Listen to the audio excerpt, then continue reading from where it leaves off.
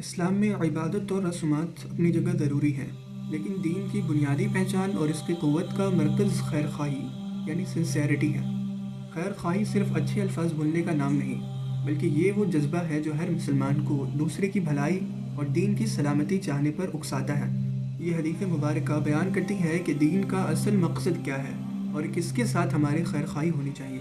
تمیم الداری رضی اللہ عنہ روایت کرتے ہیں کہ رسول اللہ صلی اللہ علیہ وآلہ وسلم نے 3 بار فرمایا، دین خیر خواہی ہے۔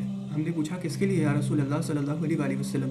آپ صلی اللہ علیہ وسلم نے فرمایا کہ اللہ کے لیے، اس کی کتاب کے لیے، اس کے رسول کے لیے، مسلمانوں کے ائمہ یعنی لیڈرز کے لیے اور عام مسلمانوں کے لیے۔ یہ حدیث ایمان کے تمام بنیادی ارکان اور اخلاقی اصول ایک لفظ نصیحت یعنی خیر خواہی میں جمع کر دیتی ہے۔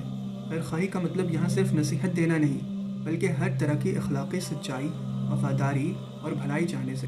سب سے پہلی بات، اللہ کے نبی صلی اللہ علیہ وسلم نے فرمائی کہ اللہ کے لیے خیر خواہی۔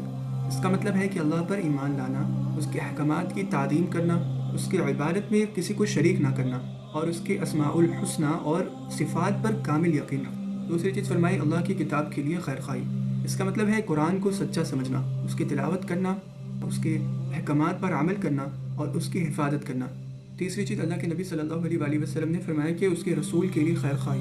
اس کا مطلب ہے کہ آپ صلی اللہ علیہ وآلہ وسلم کے رسالت پر یقین رکھنا، آپ کے سنت کو اپنانا، آپ کی تعظیم کرنا اور جو کچھ آپ نے بتایا اسے قبول کرنا۔